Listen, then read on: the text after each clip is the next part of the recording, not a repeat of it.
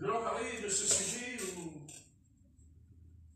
il y a certains prédicateurs aujourd'hui pensent que parce que on est converti, on est à l'abri du jugement éternel. On serait à l'abri du jugement éternel.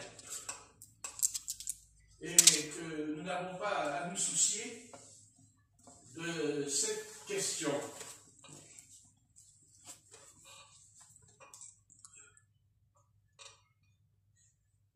Néanmoins, l'Écriture elle-même déclare que le jugement éternel fait partie du fondement.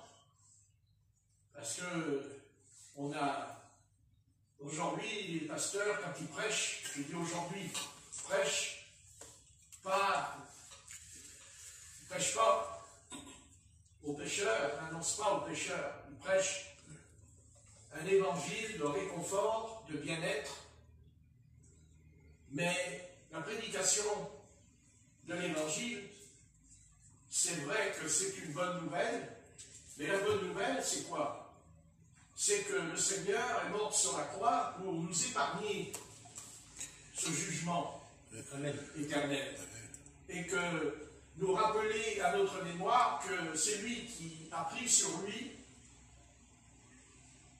la malédiction, le jugement, c'est lui qui l'a pris sur lui, il a tout pris sur lui. On a tendance à oublier que quand on parle de la mort du Christ, on a le sentiment qu'il est mort sur la croix.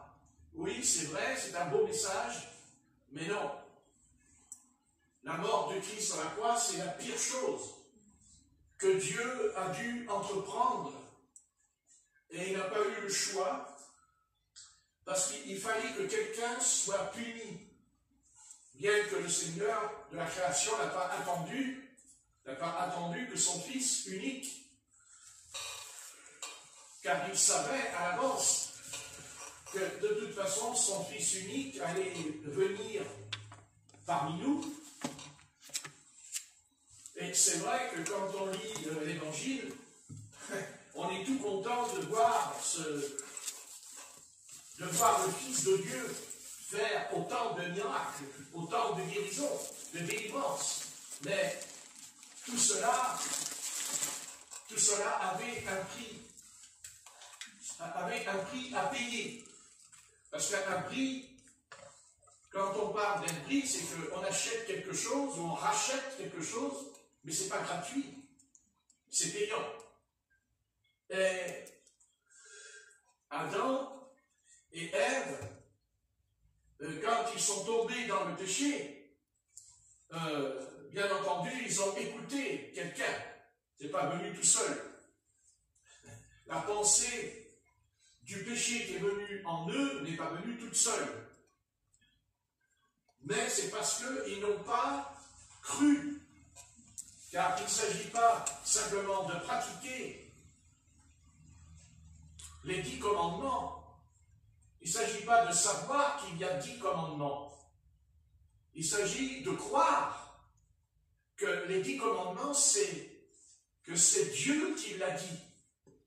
Et on peut lire les 10 commandements, dire oui, c'est bien, ça permet à la société de ne pas s'enfoncer dans l'immoralité, comme nous le savons aujourd'hui, qui n'a jamais atteint une ampleur aussi grave, car l'immoralité ne date pas d'aujourd'hui. Elle a commencé, hélas, dans le jardin d'Éden. On ne va pas revenir sur cette histoire. L'immoralité n'est pas liée simplement qu'il y aurait eu un adultère, et il y en a eu un, de toute façon. Autrement, il ne serait pas parlé de semence. Comment nier qu'il n'y aurait pas eu un adultère dans le jardin d'Éden entre le serpent et Ève? Mais il faut arrêter de penser d'abord que ce serpent était un serpent comme aujourd'hui, une espèce de reptile qui rampe sur le sol.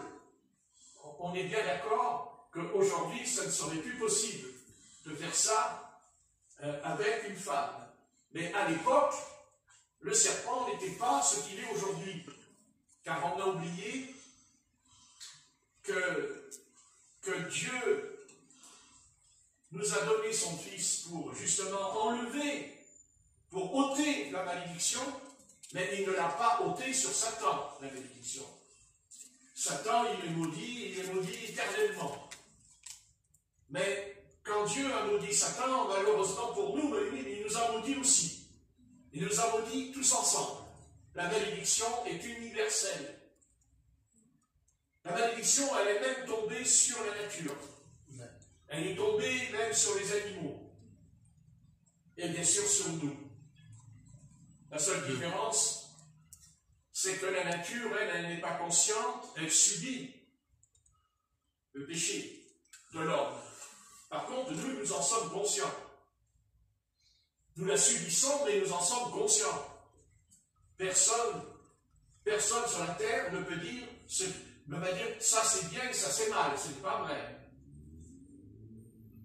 Pour la simple raison que nous avons tous mangé de l'arbre de la connaissance et du bien et du mal. Ça c'est certain. Donc on le sait. On le sait parce que heureusement que Dieu n'a pas créé seulement l'âme, le corps et l'esprit, ce qu'il a fait. Car nous sommes corps, âme, esprit, mais Dieu a mis en nous quelque chose, une petite voix. Puisqu'on n'est pas capable d'écouter la voix de l'Éternel, on n'est pas capable d'écouter la voix de l'esprit, alors Dieu est intervenu, il a mis en nous la conscience. Amen. La conscience, cette petite voix à l'intérieur de nous, que même quand on fait le mal, on ne veut pas le montrer, on n'en parle pas, on se cache. Quand on ment, quand on triche, quand on dit des choses, on ne peut pas, mais la conscience, elle nous le dit. Il y a cette voix qui nous dit, voilà, tu as transgressé la loi, parce qu'il y a la loi. Et Dieu a toujours donné la loi. Et ne croyez pas que Dieu a aboli la loi. Il l'a accomplie, c'est différent. Mais à quel prix? Parce que la loi est bonne, mais si tu désobéis à la loi, elle n'est plus bonne, la loi. Parce que la loi, Dieu a donné la loi avant le monde du Sinaï. Il a donné le plus grand de tous les commandements que Dieu a donnés. On peut le lire dans la Genèse, au chapitre 3. Genèse chapitre 3. Il nous est dit cette chose. Genèse chapitre 3.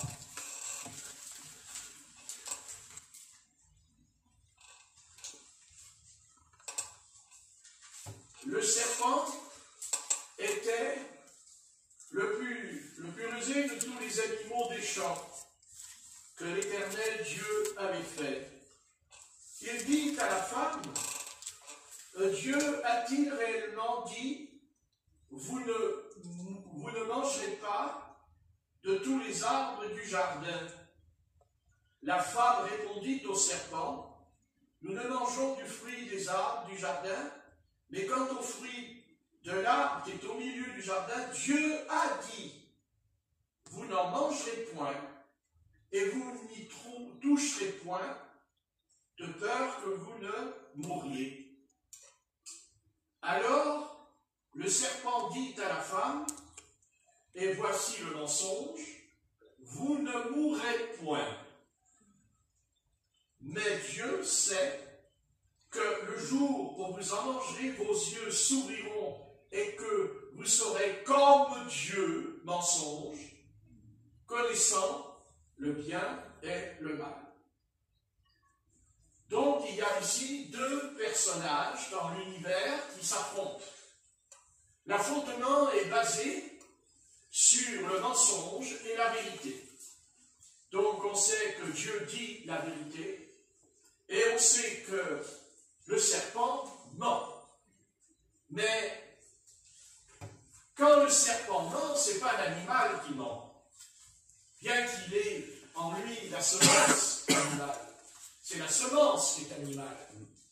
Mais quand le serpent ouvre la bouche, ce n'est pas l'animal qui parle, c'est Satan qui parle en lui. Satan est entré en lui. Et Satan va pas seulement séduire Ève,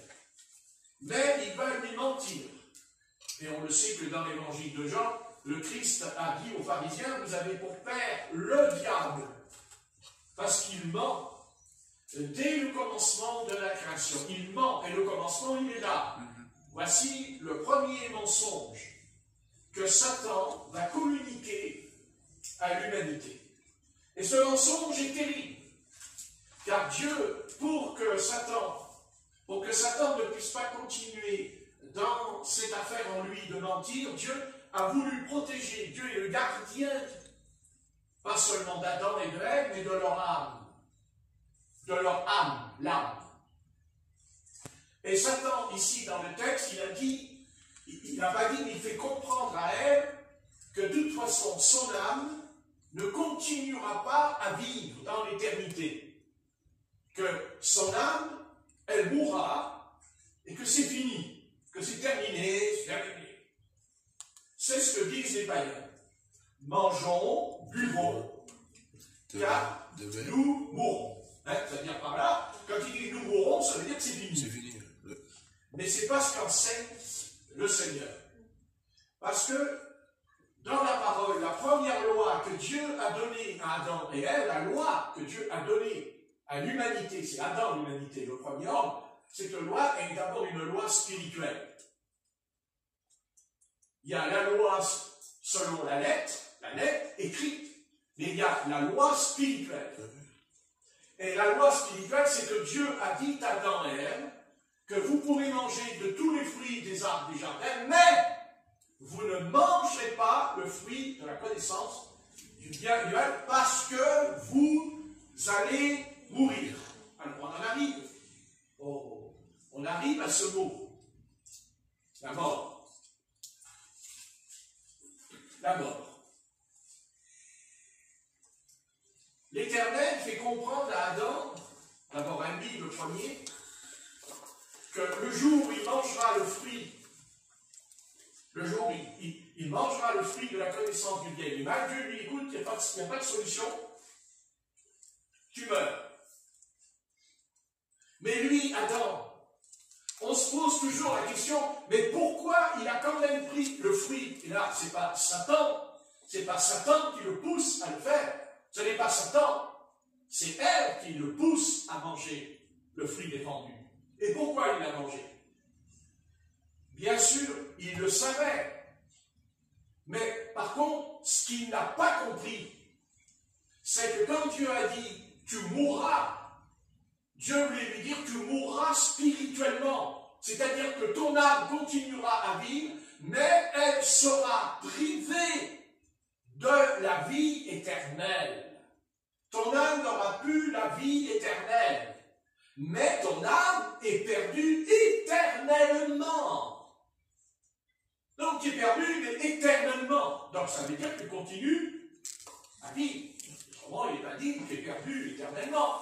Quand on dit le pécheur est perdu, quand on parle de l'enfer, on ne va pas rentrer dans cette discussion de mots qui pourrait apporter des divisions dans le peuple de Dieu. Bon, de toute façon, ça ne change rien. Qu'on veut prononcer le mot enfer ou qu'on ne veut pas le prononcer, ça change quoi? Ça ne change rien. La parole nous dit que quand on est perdu, on n'est pas là perdu et c'est fini. Donc, si ce n'est pas fini, c'est qu'on va vivre dans un endroit particulier, on va aller dans un lieu.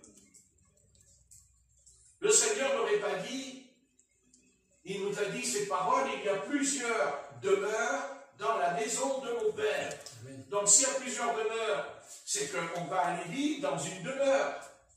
C'est qu'on va habiter quelque part. Pourquoi voulez-vous que Dieu aurait créé le jardin d'Éden? Dieu a créé le jardin d'Éden. Il plaça Ève dans ce jardin. Et aujourd'hui, nous le savons, que c'était le paradis. Nous le savons. Nous savons que le paradis était sur la terre, puisque Dieu dit qu'il a placé 2 chérubins protecteurs quand il chasse Adam et Ève du jardin. Donc le paradis est où? Le Seigneur l'a fait monter. Comme Jésus est monté dans les actes des apôtres, Jésus monte dans le ciel devant les apôtres, il monte. Eh bien, le Seigneur a pris le paradis, il l'a enlevé et il l'a mis là-haut. Et d'ailleurs, quand on meurt, pas maintenant, mais autrefois, quand on mourait, on ne pouvait pas y entrer. Même si on marchait dans la voiture, dans la justice, comme Abraham, par exemple, mais il n'est pas entré dans le paradis. Il ne pouvait pas entrer dans le paradis. La porte était fermée, même protégée. Parce que le Seigneur de la création ne voulait pas que le pécheur entre dans le paradis. Parce que s'il avait voulu, à ce moment-là, il n'avait pas besoin de chasser Adam et Ève. S'il les chasse, il nous chasse nous aussi. Si la porte est fermée, ben on ne peut pas entrer non plus. Et quand on parle du salut du pécheur, quand on emploie, et c'est là notre mission divine en nous, que nous soyons pasteurs ou pas, ça ne change rien. Notre devoir, notre mission, c'est d'annoncer la bonne nouvelle, c'est d'annoncer l'évangile à tout être humain. Amen. Puisque nous sommes témoins de cette parole, amen. Puisque nous-mêmes, nous avons expérimenté le salut. On n'a pas seulement expérimenté la repentance, on n'a pas expérimenté seulement le baptême d'eau ou le baptême dans l'esprit. Non, non.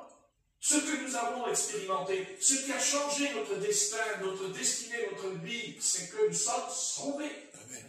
Amen. Parce que on peut très bien parler en d'autres langues, prophétiser, chasser les démons, guérir les malades, ressusciter les morts. Mais le Christ nous met en garde et nous dit, ouvriers d'iniquité, retirez-vous de moi, je ne vous ai jamais connu. Donc vous voyez, on peut avoir les dons, on peut avoir l'onction de l'esprit, mais on peut être perdu aussi. Est-ce possible?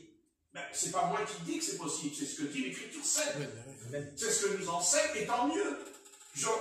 On devrait être heureux que quand le Seigneur, dans Matthieu chapitre 7, et qu'il explique cette affaire, et croyez-moi, il ne me fait pas plaisir, cette affaire, puisqu'après avoir chassé les démons, le Seigneur dira à ses prédicateurs, il ne parle pas des croyants simplement, il parle ici des apôtres, des prédicateurs. Ils ont chassé les démons, ils ont guéri les malades, ils ont prophétisé tout ça, mais Dieu dit, je ne vous ai jamais connu. Ça veut dire, vous n'êtes pas sauvés, vous êtes perdus. Et c'est quoi être perdu? Eh bien, c'est vivre en dehors de la présence du Seigneur. C'est être chassé de sa présence. C'est ça le paradis. Le paradis, c'est une demeure, mais dans cette demeure, il y a le Seigneur dedans. C'est-à-dire qu'il y a sa présence. Et le contraire, ben, c'est l'enfer. Ben, l'enfer, ça veut dire quoi le mot enfer? Ben, ça veut dire le feu. Ça veut dire la flamme, mais quand le Seigneur parle de la flamme, quand le Seigneur parle du feu, quand le Seigneur dit les vers, tout ça, au sujet de la perdition, il nous parle des vers qui nous mangeront. C'est pas les vers qui vont nous manger, c'est une image. C'est une image. Jésus nous parle en image. Il veut dire par là, c'est une image. Quand on pense au vers, on dit, oh, c'est horrible. Vous voyez? Donc ça veut dire que l'enfer, c'est horrible. Mais ça ne veut pas dire qu'il y a des vers en enfer. Non. C'est une image. C'est pour nous parler. C'est-à-dire que si on pense que les vers vont nous dévorer, ben c'est qu'on n'a pas envie d'aller dans cet endroit. Mais ça ne veut pas dire qu'il y a des vers. Quand on dit il y a une flamme, c'est pas la flamme, c'est pas le feu qui brûle dans la cheminée. C'est une image, c'est pour nous faire peur, c'est pour nous avertir. Parce qu'il y a deux sortes de peur. Il y a une peur qui vient de Satan, et celle-là, elle n'est pas bonne, il faut la chasser. Mais il y a une peur qui vient de Dieu, qui s'appelle le commencement de la sagesse, c'est la crainte de l'Éternel. La crainte de l'Éternel, c'est aussi un peu la peur. Et on doit avoir peur, non pas qu'on a peur dans le sens de la peur, mais on a peur d'être perdu. On a peur d'être rejeté. C'est-à-dire de vivre loin de la présence divine. C'est pour ça que quand on parle du baptême dans le Saint-Esprit, quand on parle du baptême de l'Esprit, c'est quoi le baptême du Saint-Esprit? C'est pas seulement le parler en d'autres langues, ça c'est un autre sujet. Bien que c'est un fondement apostolique de parler en d'autres langues. Puisque même l'apôtre Paul a dit, je parle en langue plus que vous tous. Donc vous voyez, mais c'est pas ça qui est important. Ce qui est important, c'est que quand on reçoit le baptême dans le Saint-Esprit, c'est quoi? C'est la présence de Jésus-Christ en nous. C'est la présence. Jésus-Christ, quand on dit Jésus-Christ est en vous, mais Jésus-Christ ne peut pas être en vous puisqu'il est assis là-haut dans le ciel, à la droite du Père. Alors, s'il est là-haut, il peut être en bas. Mais si, il est en haut et il est en bas, mais plus lui-même. Lui-même, il reviendra. Il reviendra, c'est sûr. Sa personne reviendra. Mais en attendant, Dieu nous a donné le Saint-Esprit. Pourquoi? Parce que Dieu veut qu'on goûte, Dieu veut qu'on vive dans sa présence. Amen. Dans la présence divine. C'est-à-dire que quand on parle avec quelqu'un, chacun de nous, nous avons une présence. Chacun a une présence. Mais bien sûr, quand Georges arrive, il a une présence. Vous connaissez Nicolas Hirant, il a une présence. Il n'a pas la présence de Georges. Cindy, elle n'a pas la présence de sa maman. Non, elle a une présence, mais pas la même.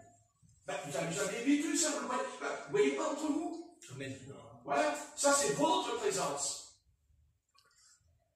Mais en nous, il y a la présence du Saint-Esprit. Ça veut dire que quand on se voit, eh bien, il y a une présence divine en nous. Et c'est elle qui va interpeller les âmes. Les âmes, en rentrant dans notre présence, elles vont dire, mais qu'est-ce que c'est que cet être-là qui est dans la boulangerie, qui est dans la rue? Quelle est cette personne qui me parle? Elle ne me parle pas simplement, mais elle dégage une présence. Amen. Une présence où il y a la paix.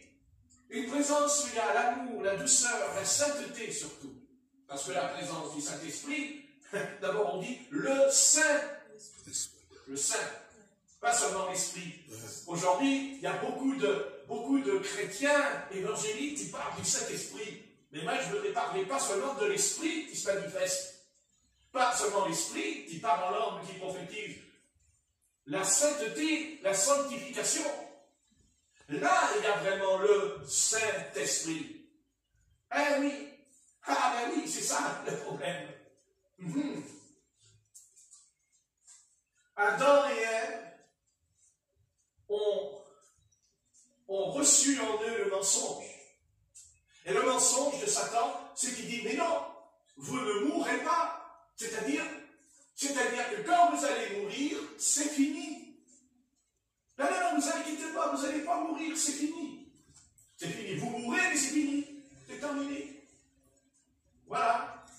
Alors, puisque je ne vais pas mourir, ben, je peux aller dans le péché. Puisque je ne vais pas mourir, je peux me fendre je peux aller dans la marque du péché, puisque Satan il me dit, mais non, je ne vais pas mourir, mais Dieu n'a pas dit ça. Dieu il a dit, si tu vas mourir.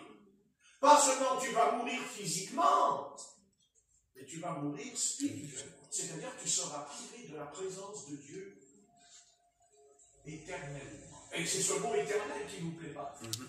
Parce que il y a beaucoup de pasteurs qui enseignent qu'on est perdu, mais ils ne veulent pas rajouter éternellement.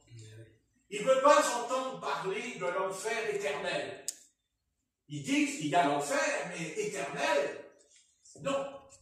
Oui, mais c'est pas ce qu'enseigne l'Écriture, c'est pas ce que déclare l'Écriture. L'Écriture ne parle pas de ça. La Bible est très claire à ce sujet. D'abord, j'aimerais qu'on prenne dans l'Épître aux Hébreux. Justement, c'est l'Épître aux Hébreux qui nous rappelle à l'ordre. C'est elle qui nous fait bien comprendre quelque chose. Au chapitre 6, et on va lire à partir du verset 1 et 2. L'Épître aux Hébreux.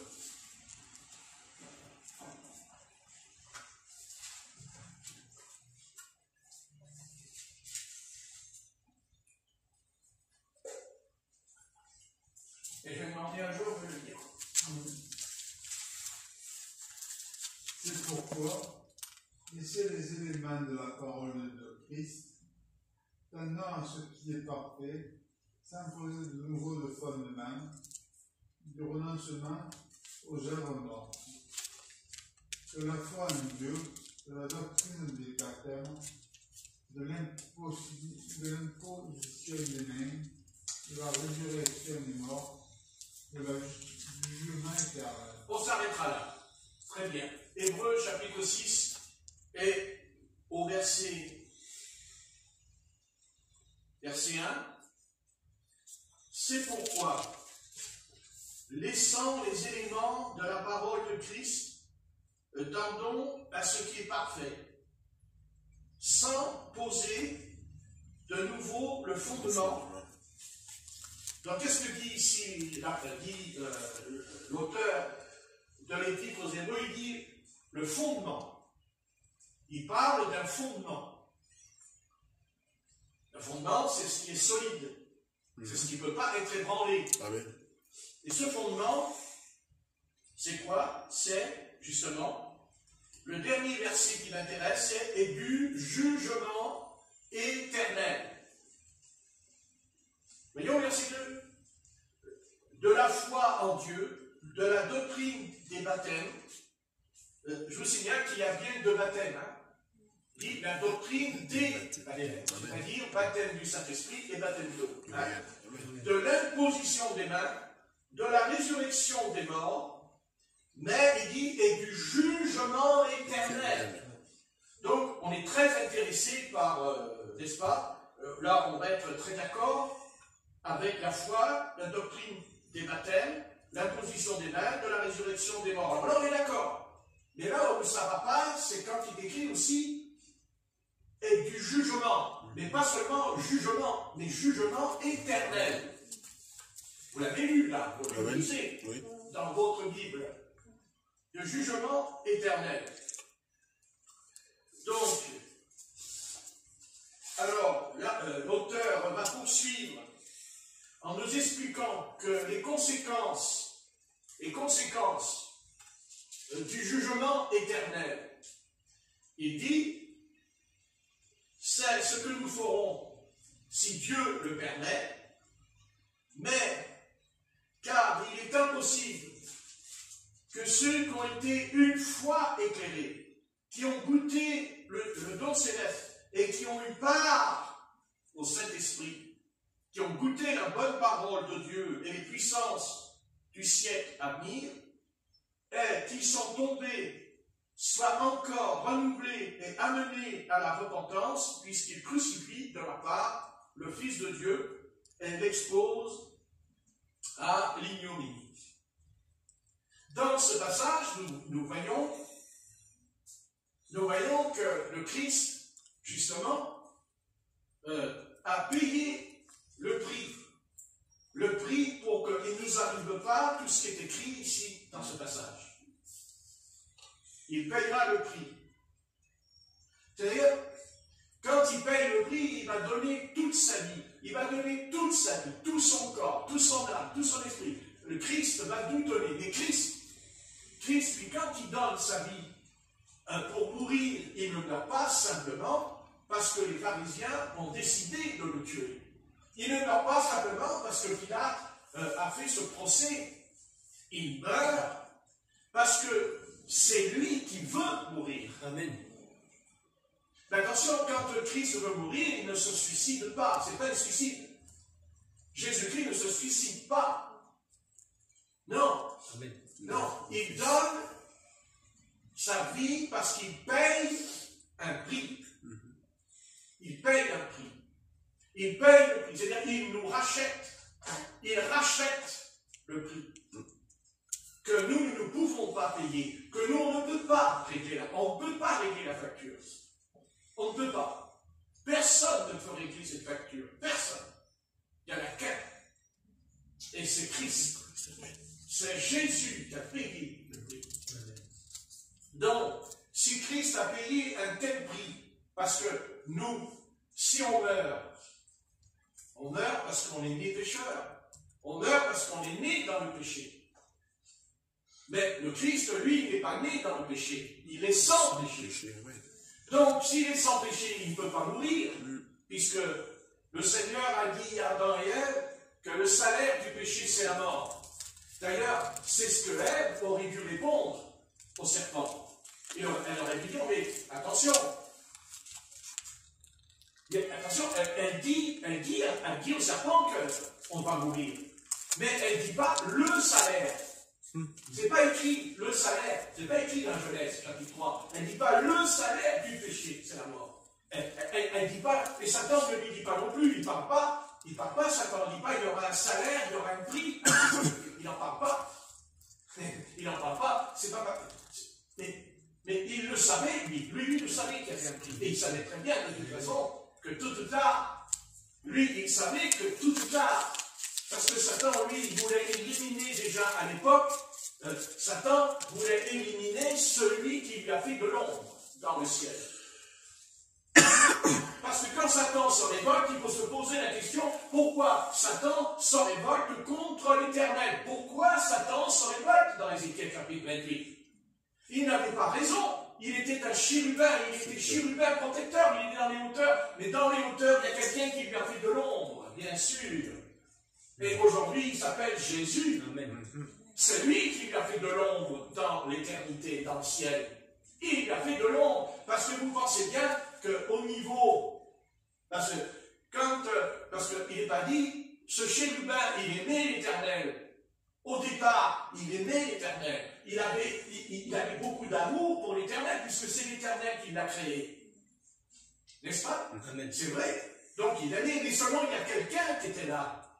Quelqu'un qui n'était pas à l'extérieur du Père céleste, mais qui était dans le Père céleste. Et ce chérubin n'était pas dans le Père céleste. Non, il était en dehors du Père. Il était autour du trône. Mais Jésus, lui, n'est pas autour du trône. Il était dans le sein du Père. Et c'est ça qui est né en lui, la jalousie. Voilà le péché. Voilà la source du mal. Parce que souvent on dit, d'où vient le mal? Mais le mal, en fait, c'est quoi le mal? C'est la jalousie. C'est ce qui s'est passé dans Caïn. Il est jaloux. Donc si Caïn a été jaloux de son frère Abel, et encore pour aller plus loin, il a été jaloux de lui, ce qui va le conduire à le tuer, à se débarrasser de lui, comme ce qui s'est passé aussi dans le ciel. Avant, là, vous voyez, c'est ce qui s'est passé dans le ciel. C'est ce qui s'est passé. Il n'a pas accepté, il n'a pas pu accepter en lui que Jésus soit « Voici mon fils, mon bien-aimé, en qui j'ai placé toute mon affection. » Et c'est ça qu'il a entendu. Il l'a entendu. Oui. Il l'a entendu avant que...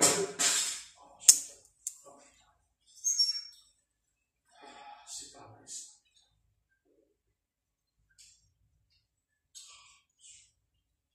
Tombez par terre. C'est pas sa place. Attendez.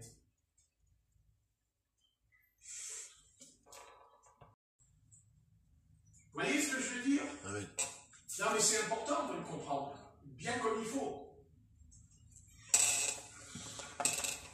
C'est ça que le diable a fait. Il était jaloux. Et il l'est toujours. Il l'est toujours. Il l'est toujours. La jalousie. Il n'y a pas pire quand on est jaloux. D'ailleurs, c'est ce qui peut détruire toute une famille. La jalousie. Il y en a qui le savent, ce que je dis ce soir. N'est-ce pas? On est prêt à tout quand on est jaloux. On peut aller jusqu'au meurtre. Et même si on ne tue pas quelqu'un physiquement, on le tue avec la langue. D'ailleurs, c'est ce que dira le prophète Jérémie, ils m'ont tué avec la langue. Voilà. En fait, voilà l'origine du mal. C'est la jalousie. Eh oui. Et vous savez, la jalousie, ça peut vous dévorer de l'intérieur. Ça peut vous bouffer le foie, la jalousie. Ouais. Ça peut aller loin, la jalousie. Ah oui. La jalousie, ça vous rend aveugle.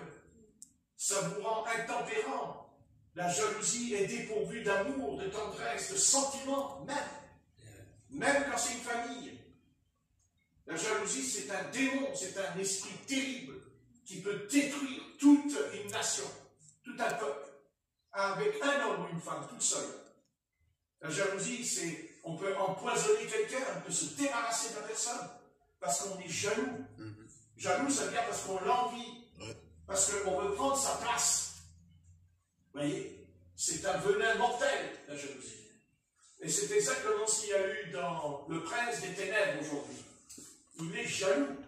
Seulement il n'a pas bien mesuré son acte.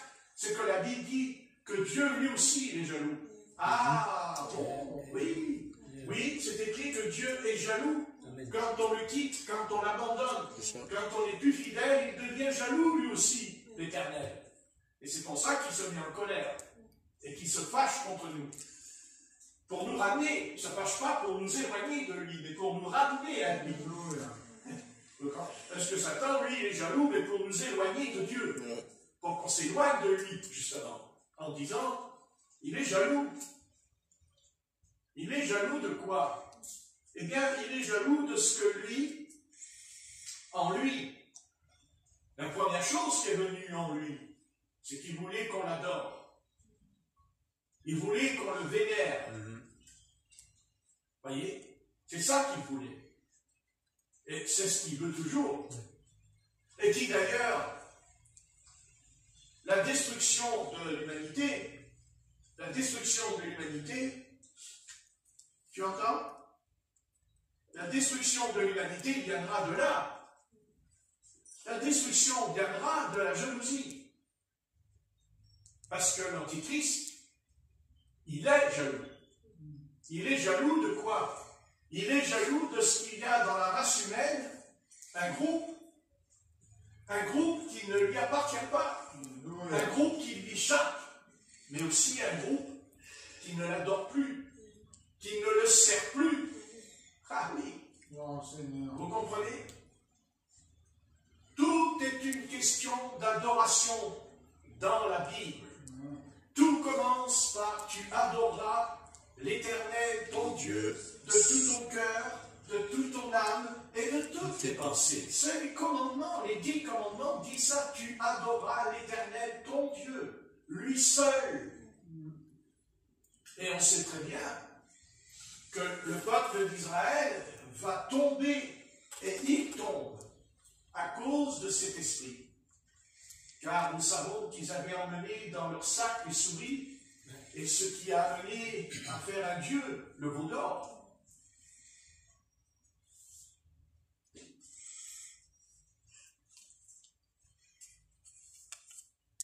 Il n'y a qu'un seul esprit dans l'univers qui peut nous donner la force, le courage, la persévérance d'adorer le Dieu unique. C'est le Saint-Esprit. C'est le Saint-Esprit. C'est pour ça qu'il est important de recevoir le baptême dans le Saint-Esprit. C'est très important. C'est très important de recevoir le baptême dans le Saint-Esprit. Même si on ne veut pas l'admettre. Mais de toute façon, il n'y a pas d'autre solution. Il n'y a pas d'autre solution. On reçoit le baptême du Saint-Esprit pour adorer le Seigneur. C'est ce que dit 1 Corinthiens 13, verset 1. L'apôtre Paul dit, la langue des anges et la langue des hommes. Mais pourquoi on parle en langue? La Bible dit, quand je parle en langue, je dis des mystères à Dieu. C'est-à-dire, j'adore l'Éternel dans des mots que je ne peux pas moi-même exprimer dans ma langue humaine.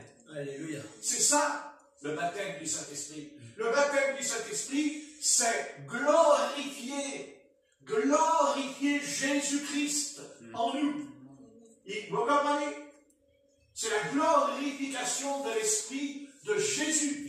Le Saint-Esprit, il ne glorifie pas un objet, il ne glorifie pas une idole, il ne glorifie pas un pasteur. Non. Parce qu'il y a des pasteurs qui aiment être glorifiés aujourd'hui par le peuple de Dieu. Ils aiment qu'on les vénère, qu'on les respecte. Ils veulent être respectés, tout ça. Vous savez, ils veulent qu'on les regarde. Vous voyez? Non. Non. L'apôtre Paul a dit, nous sommes les balayures du monde. Nous sommes les balayures du monde.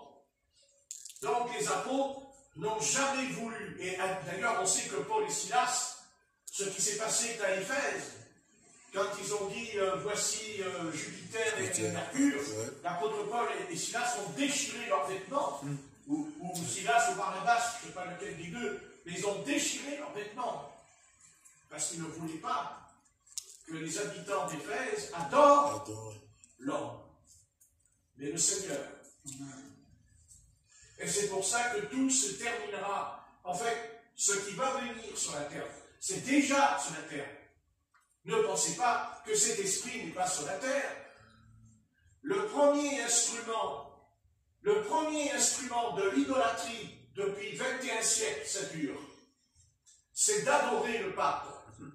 Que ça lui plaise ou non, c'est ce qu'il veut. Et même s'il dit qu'il ne veut pas, alors à ce moment-là, il enlève sa soutane, il enlève sa couronne, et il s'habille comme nous.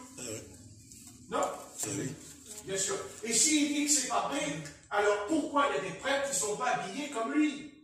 Pourquoi ils ne sont pas habillés comme lui? Pourquoi ils n'ont pas les privilèges qu'il a? Nous avons des prêtres qui s'appellent des moines, des dominicains. Ce sont des prêtres, de simples prêtres, qui des fois, vous savez, l'Esprit de Dieu vient sur eux, des fois quand ils parlent. Voilà. Donc ils ne disent pas, dès l'instant que nous allons établir une hiérarchie dans l'Église, si on commence à établir une hiérarchie dans l'Église, automatiquement, c'est qu'il y a un chef. Ça veut dire qu'il y a quelqu'un qui est au-dessus de tous les autres. Oui.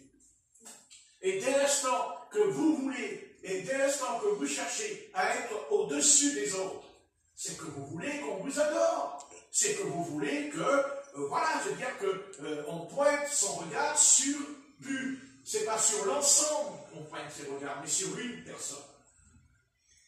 Sur une personne. Jésus-Christ lui-même n'a même pas voulu, quand il était sur la terre, Jésus-Christ n'a jamais voulu que tout soit dirigé vers lui-même, parce qu'il a établi 12 apôtres. Alors que lui-même, il chasse les démons. Les 12 apôtres ont chassé les démons. Les 12 apôtres ont ressuscité les morts. Pas lui seulement. Il aurait pu dire, je fais tout seul. Je suis le Fils de Dieu, regardez, je fais des prodiges et des miracles, je guéris les malades, je fais plein de choses. C'est tout ce qu'il fait à mon Père, Oui. mon Père. Oui, et c'est très bien. Voilà, il dit, c'est pas moi, c'est le Père qui est en moi, qui fait les œuvres. Mais en attendant, il a pris des hommes et des amis autour de lui.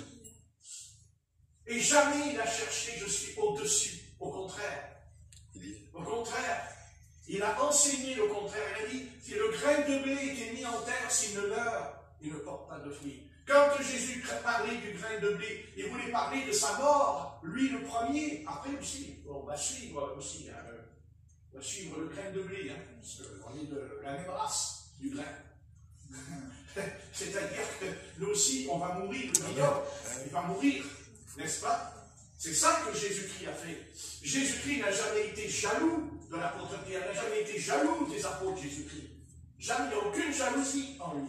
Ça n'existe pas en lui. Il n'y a pas cet esprit en lui. Non. Non. Jésus-Christ, c'est celui qui donne. Bien sûr, il aimerait bien aussi recevoir. Parce que nous c'est Seigneur, donne. Mais nous, qu'est-ce que nous lui donnons au Seigneur ce soir? Que croyez-vous? Qu'est-ce que Dieu attend de vous ce soir? Vous n'avez jamais posé la question? Il attend que vous lui donnez votre vie. Amen. Oui, mais c'est facile. Oh Dieu, je te donne ma vie dans la prière. Mais quand on sort dehors, la vie qu'on a donnée au Seigneur, on la reprend une fois qu'on est dans la rue, dans son appartement, notre vie. Parce que la vie, c'est la reprendre notre vie. Et alors le Seigneur dit, mais tu m'as dit 100 fois, 1000 fois, 10 000 fois, tu m'as dit, je te donne ma vie. Ah ouais, mais je ne vois pas trop que tu m'as donné ta vie. Je te donne ma vie.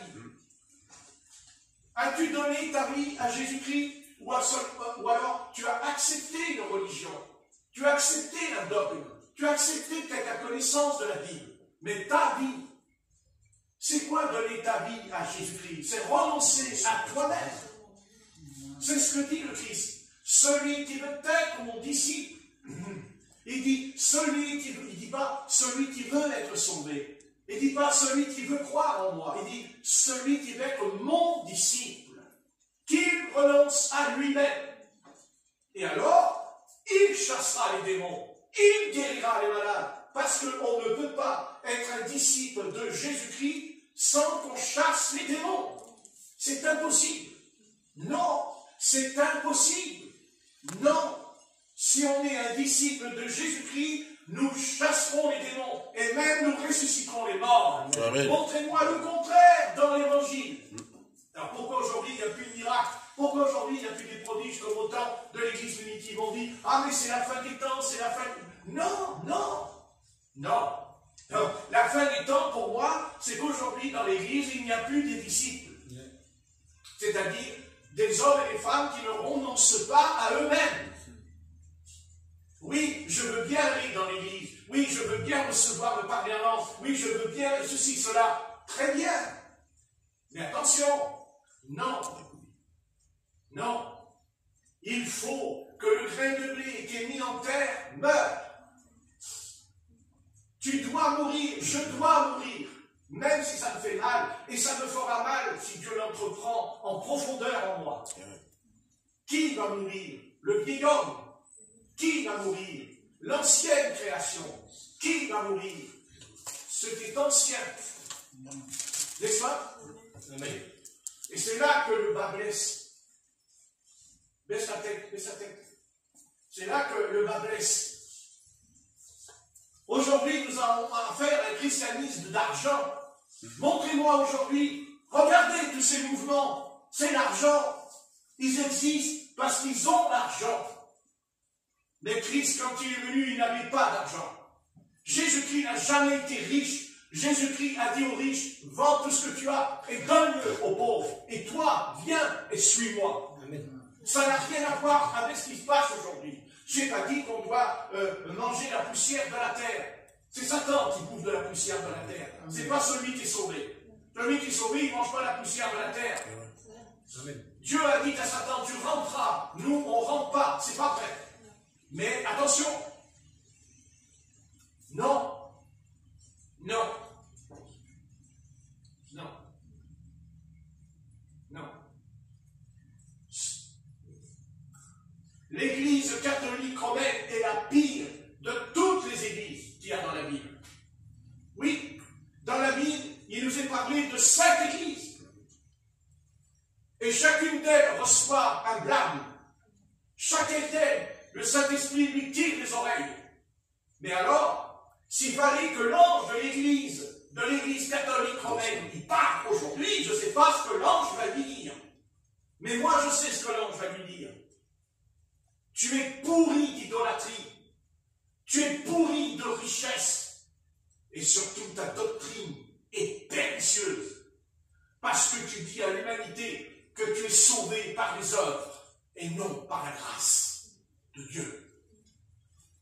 Parce que quand l'Église de Rome dit que nous sommes sauvés par les œuvres et que si on fait des œuvres, on ira au paradis, c'est annuler le calvaire, c'est annuler la croix, c'est annuler la crucifixion. Amen. Parce que si je fais des œuvres, ça veut dire que je paye le prix pour être sauvé. Amen. Alors que c'est pour Christ qui a payé le prix de mon salut sur la croix de Golgotha. Donc, c'est à éliminer. Amen. Mais il y a longtemps que le Seigneur a éliminé cette Église.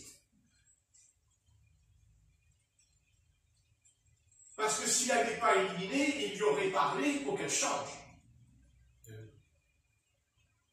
Si aujourd'hui, dans cette Église, il y a la pédophilie, il y a l'homosexuel, même ceux qui sont prêtres, ceux qui font ces choses-là, n'est pas le résultat parce qu'on est au XXe siècle, au XXIe siècle.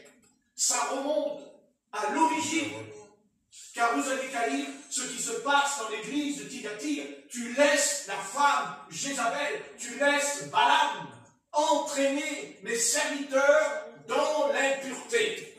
Amen. Elle a établi un lit. Vous lirez, il y a le lit couché. Et là, je ne parle pas physiquement seulement. Parce que dans la parole, il n'y a pas simplement l'adultère physique, il y a l'adultère spirituel. C'est ce que l'Éternel dira sur Jérusalem et sur Israël. L'adultère spirituel.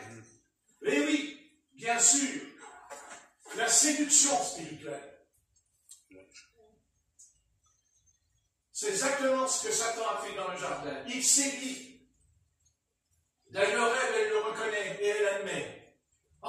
une chose chez elle qui est étonnante. Elle dit, c'est pas moi, mais c'est le serpent. Mais par contre, elle a quand même dit quelque chose. Il m'a séduit. Ce qu'Adam n'a pas dit. Adam n'a jamais dit ça. Séduire, ça veut dire envoûter. Et aujourd'hui, l'humanité est envoûtée. Elle n'est pas seulement envoûtée par l'idolâtrie, elle n'est pas seulement envoûtée par le péché, elle est envoûtée par la technologie. Elle est envoûtée par la technologie, par l'esprit moderne. Elle est prisonnière de l'humanité, liée à un tel point qu'elle a la panique ce soir de ce que l'électricité va être coupée, de ce que le smartphone va être coupé. N'est-ce pas? Autrefois, on nous aurait dit, ça, on n'aurait pas été inquiet, on n'avait pas de smartphone. C'est curieux que je prêche là-dessus et que, comme par hasard, ils vont le couper. C'est bien ça. C'est bien, peut-être que les prières ont été exaucées. J'ai pas dit qu'il ne faut pas un smartphone. Arrêtons de dire que je suis catégorique, pardon. Non, non, mais sincèrement, vous allez arrêter, mais vous allez arrêter avec ça dans vos mains. C'est pas ça qui doit être dans tes mains, c'est la Bible, et l'ouvrir et l'étudier sans cesse. Tu ne lis plus la Bible comme avant. Non, non, non, tu es ton smartphone. J'écris, il écrit, il me répond, je lui réponds, ça fait du 1 heure, 2 heures. Es-tu croyant? Es-tu en prière? Es-tu en train de prier le Seigneur et d'être avec lui en esprit? Non, non. Hier soir, quand j'ai été au magasin avec Alain, je suis sorti, je suis passé devant l'assemblée, je ne dirai pas son nom. Et devant cette assemblée, il y avait un pasteur qui était là, droit sur le côté de l'église, il penchait son bras, il avait le smartphone à la main, et il était en train de parler, écrire. Oui, oui, oui. Et il rigolait en même temps, et moi je suis passé à côté de lui. Et j'ai senti une présence de mondanité, une présence qui n'était pas la présence du Seigneur en lui. Eh bien moi, si j'avais pu lui dire, dis donc, repose-le ton smartphone, regarde, tu es là devant ton église, tu es là devant ton assemblée, qu'est-ce que tu attends? Que quand on passe devant l'assemblée, donne-nous un évangile, donne-nous un traité, invite-nous à écouter la parole de Dieu et arrête de te tenir là avec ton smartphone à la main en train d'écrire et oui, mais oui, mais oui, mais oui. Et là, peut-être qu'il y aurait pu y avoir une âme de sauver. Vous voyez ce que je veux dire? Pourquoi Dieu a permis la soir, le soir je ne sors pas. Pourquoi ce soir-là? Je l'ai dit au frère Alain, d'habitude je ne sors jamais je passe devant mon église, c'était mon église autrefois. Et pourquoi le pasteur, il était là, sur le côté, et je suis passé en même temps, c'est pourquoi Dieu a voulu que je voie le pasteur. Oh, mais je suis content de voir le pasteur. Je voulais même lui dire bonjour, mais je ne pouvais pas lui dire bonjour, parce que je l'aurais dérangé avec son smartphone à la main. À votre avis, on va arrêter un peu avec ça? Que le Seigneur a permis qu'on ait ça, pour communiquer, d'accord? Pour se parler, parce qu'il y a des choses, c'est très bien. Mais arrêtons d'être avec cet appareil à la main. On l'a pas à la main, on ne sait pas pourquoi, on le sort de sa poche et puis il faut absolument regarder. Absolument, tu es lié, mais tu es prisonnier, chrétien. Tu es lié, tu es un lien en toi. Oui, tu es lié, c'est sûr. Là où Satan n'a pas pu nous avoir, mais il nous a eu autrement. Par la technologie. Seulement la technologie, elle est en train de s'écrouler ce soir. Non? Oui. Non, peut-être, si j'avais dit elle va s'écrouler, on aurait dit, oh, c'est un faux prophète. Mais là, je n'ai pas besoin de faire une prophétie. C'est en train de se mettre en place.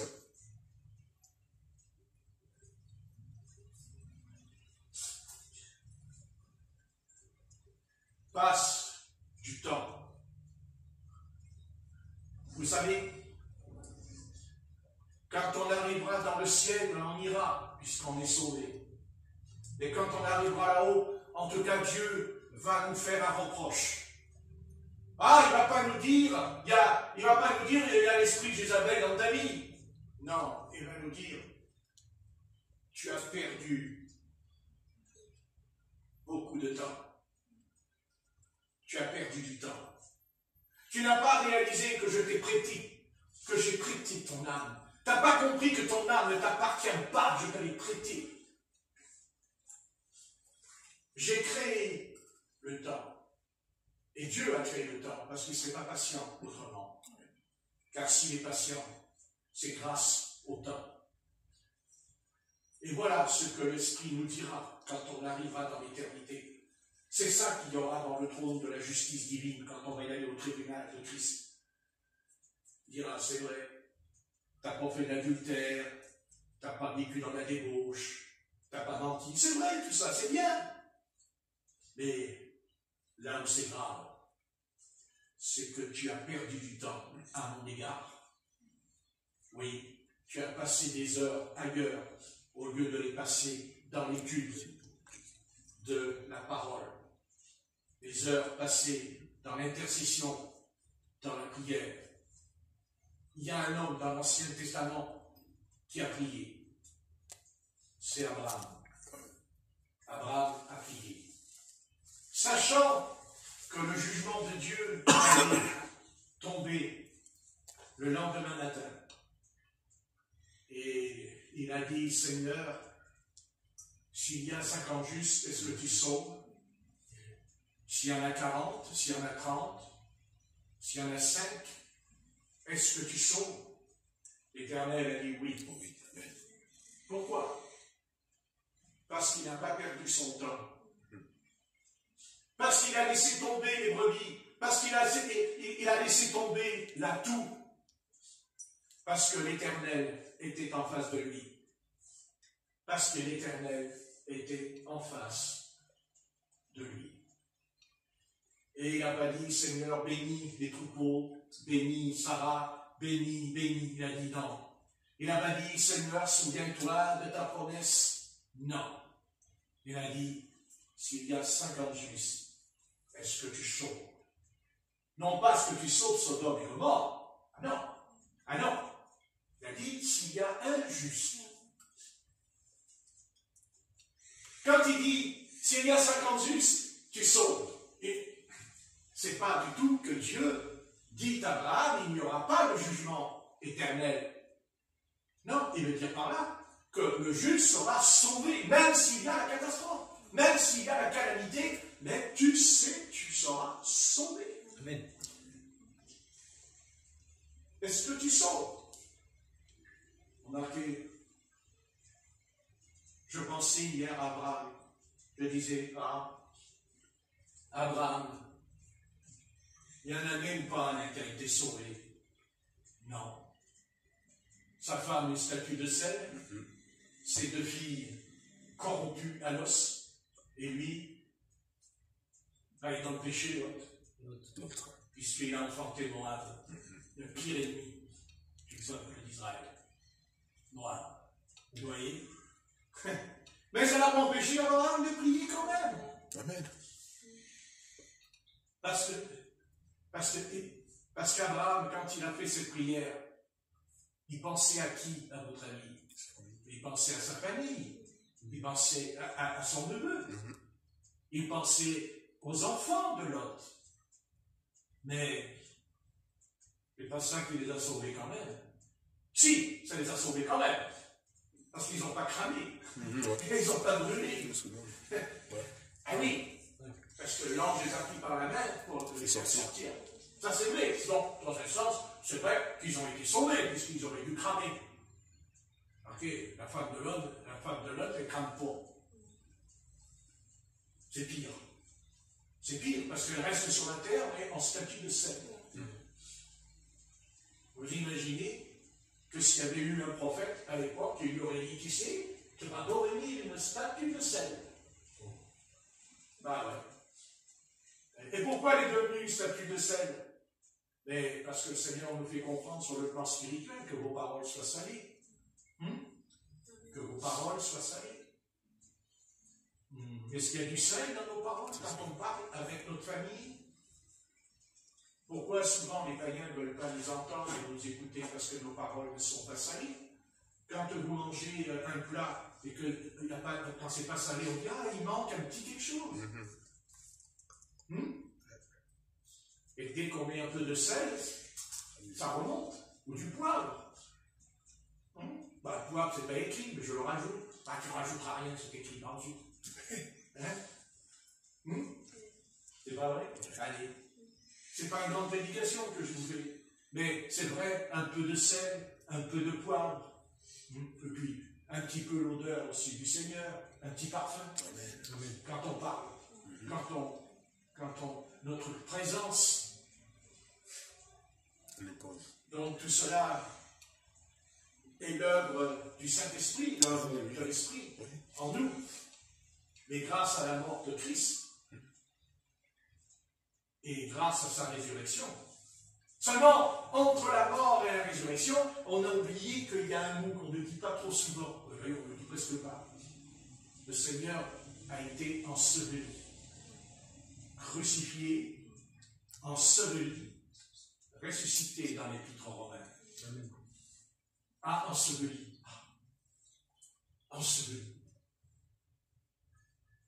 Il y a quelques années en arrière, il y avait le pasteur Goanel qui m'avait appelé et il me disait Jésus crucifié, ressuscité. Je dis oh non, j'ai dit pasteur, enseveli. Alors il a regardé, il a enseveli, t'as raison, enseveli. J'ai dit on est enseveli. J'ai pas dit tu es, c'est l'orgueil. J'ai dit nous. Est-ce que nous sommes ensevelis? Ah oui, Jésus-Christ est mort. Ah, Jésus-Christ ressuscite. Oui, elle est ensevelie quand même.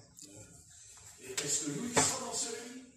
Avec lui. Est-ce que, quand on dit Jésus-Christ est mort pour mon péché, mais est-ce que je suis enseveli avec mon péché?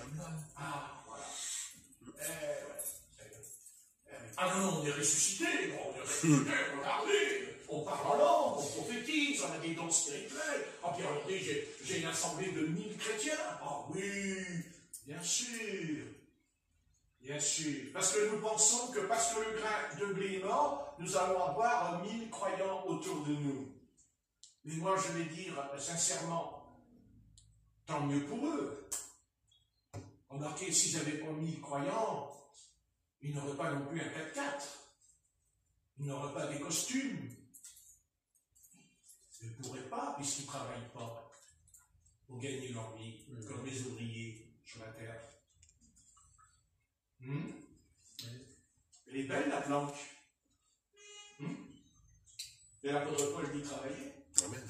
D'après ce que j'ai lu dans la vie. Il était faiseur de temps. Amen. Non? Oui. Amen. Et à votre avis, pourquoi il n'y avait pas beaucoup de monde, lui, quand il prêchait?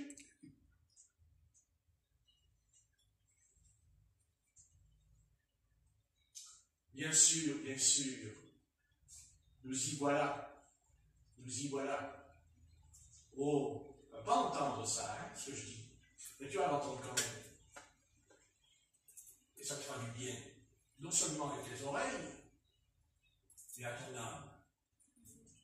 Et moi, je vais te dire quelque chose, pasteur. Si tu es un pasteur crucifié avec ton Seigneur Jésus, tu n'auras presque pas de monde autour de toi. Parce que le Christ, lui, plus le Christ a été dans la direction de la croix, plus que, c'est-à-dire, pendant ces 3 ans et demi de ministère, chaque année, le Christ, il perdait des disciples autour de lui. Non? Amen. Au début, il avait une assemblée de 70 disciples. Il en restait combien après? 12. Hein? 12. Non, 11. Oui, à la fin. Ah ben, ce que je dis là. Et après, dans le jardin d'Éden, il en reste combien dans le jardin d'Éden? Combien il en reste dans le jardin d'Éden ici? 2 ou 11? Non, non, ils sont tous partis. Non, il dit que même, il est même parlé d'un jeune disciple, on sait que c'est l'apôtre Jean, mais c'était le plus jeune, il a pris un drap parce qu'il était tout nu, il est parti. Il en reste combien? Et l'apôtre Pierre, le ténor, hein? L'apôtre Pierre, le futur pape de l'église catholique romaine, il est où? 3 fois. Tu connais le Seigneur? Non. Non.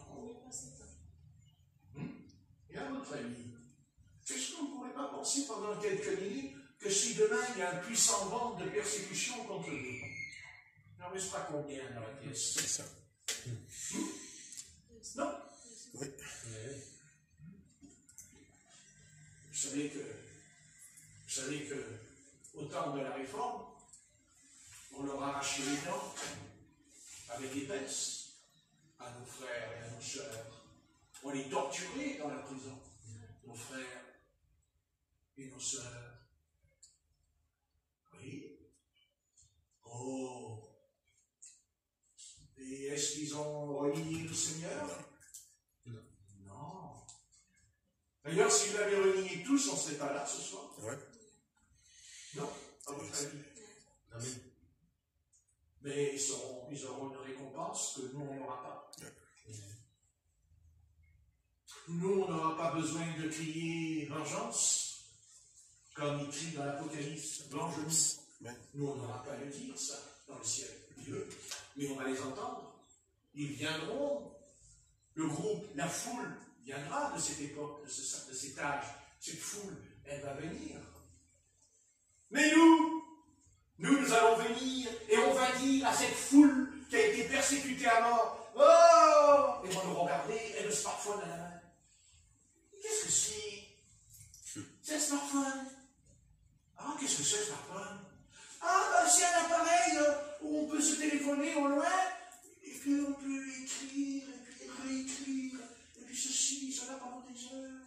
La tête penchée. C'est curieux d'ailleurs, on a la tête penchée vers l'appareil. Vous savez, c'est comme ça on se mettait un genou, vous savez, pour adorer l'idole. Vous savez, on se penche en devant. J'ai jamais eu votre tête, elle fait comme ça. Qu'on s'en serve, parce que on va nous avertir, parce qu'on nous prévient, parce qu'il faut dire bonjour, l'épouse, elle appelle son mari, où es-tu? Tu sais bien où je suis, regarde, je suis avec le smartphone puisque je te réponds avec le smartphone. Je suis pas loin, tu sais ma chérie, je suis à côté de toi. Tu ne me vois pas, mais je suis à côté de toi. Enfin, quand l'épouse raccroche, après il y a les autres qui envoient des messages, mais évidemment, on n'est plus avec elle à ce moment-là, on est avec quelqu'un d'autre. Drôle de message. Alors c'est sûr que ce message, on ne peut pas le prêcher au temps de l'Église primitive. On ne peut pas le prêcher au temps de Luther ou de Jean Calvin. On ne peut pas le prêcher au temps de John Wesley. On ne peut pas le prêcher au temps de Spurgeon. On ne peut pas le prêcher au temps de Philette. Mais aujourd'hui, on peut. Parce qu'on est en plein temps. Or, si c'est seulement le smartphone, tout a commencé par la radio. Tout a commencé suivi par la télévision. Et de la télévision, nous sommes passés à Internet. Ah, Internet. D'ailleurs, s'il n'y avait pas Internet, il n'y aurait pas de smartphone. Oui. Ben, et demain, vous savez ce qu'il va y avoir demain? Vous savez ce qu'il prépare demain? Eh bien, demain, la personne avec qui vous parlerez, elle sera dans la pièce. Ça s'appelle un hologramme ou la vérité. Ils sont en train de mettre ça en place. Hologramme. Bien sûr. Comme ça, à un moment donné, quand la personne apparaîtra, eh bien, on dira, tu ne peux pas enlever ta robe, tu ne peux pas enlever ton chemisier. Oh oui, je peux l'enlever, le chemisier, si tu veux. Moi, je ne suis pas dans la pièce, je m'en fous, je ne suis pas avec toi, mais je peux. Oui, si tu veux, je peux. Et dans la pièce, et après, je ne rentre pas dans les détails de ce qui se passera dans la pièce, n'est-ce pas? À votre avis, on ne va pas dire le mot. Le péché qui commence d'abord chez les adolescents.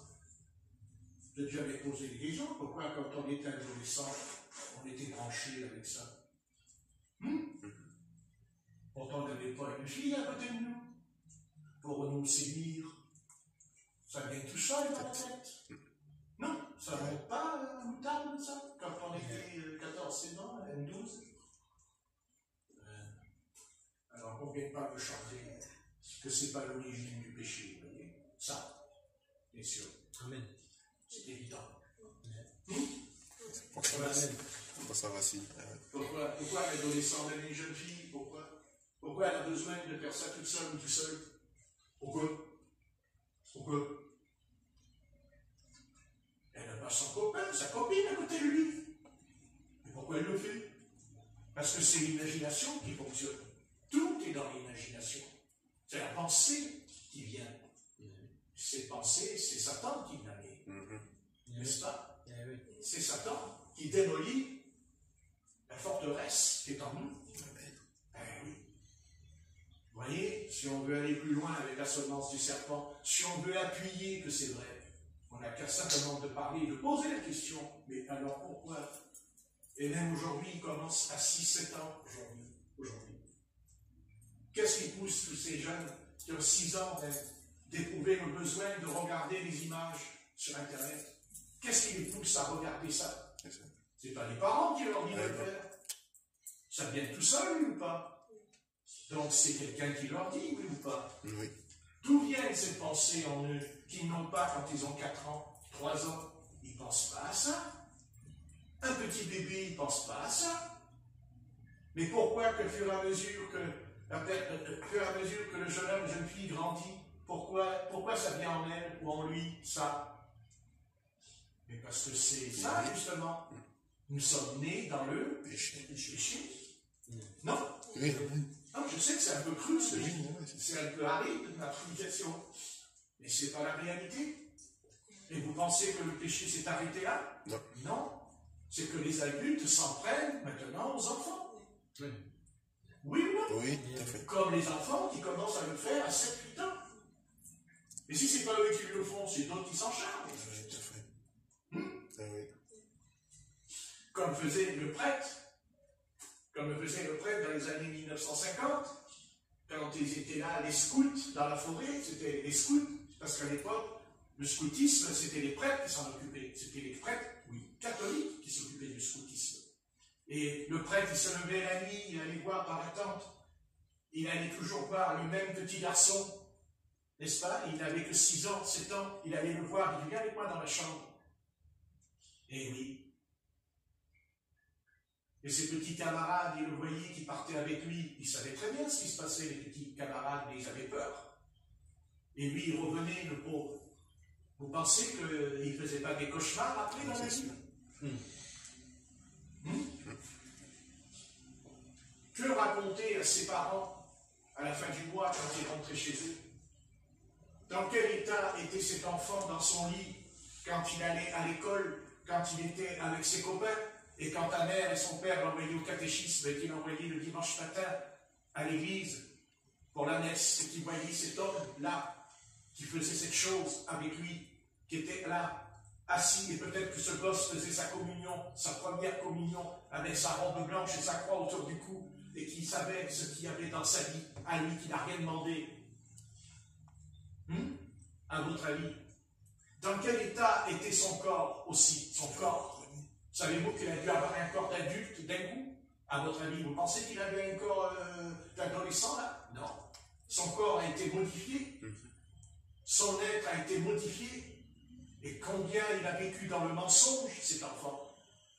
Parce qu'il était dans le mensonge, puisque ses parents ne le savaient pas, ils ne le disaient pas à son père et à sa mère, ce qui se passait. Et même s'il l'avait dit, on ne l'aurait pas cru. En plus, on aurait dit qu'il était un fou. Ouais.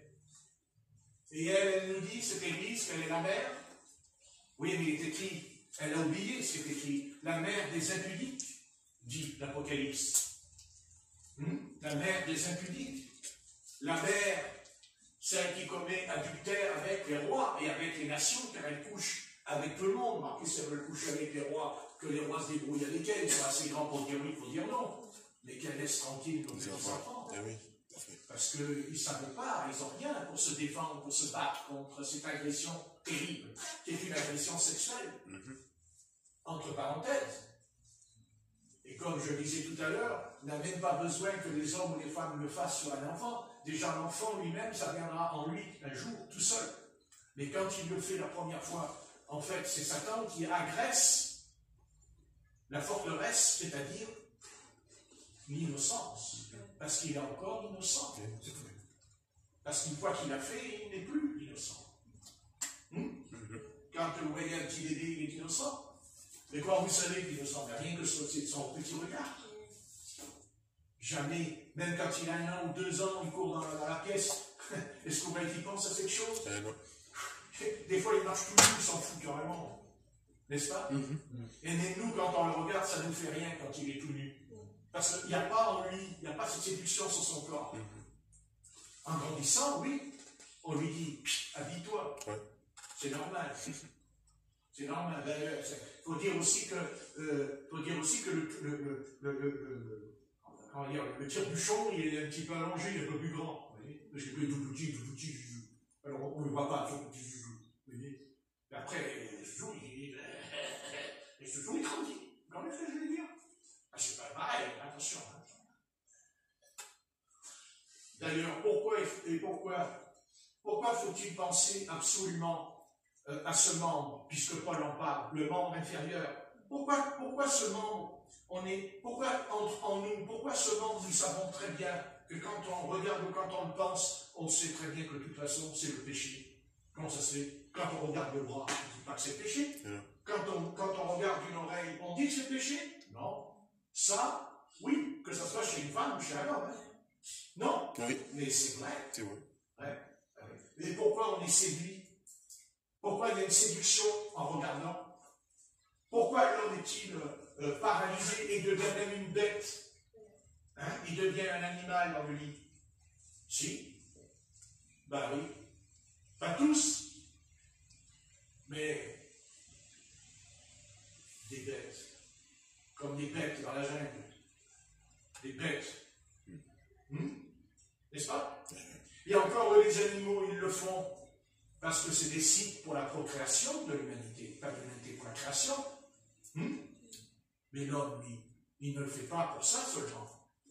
Parce qu'il veut assouvir ses passions, ses vices en lui. C'est un vice en lui.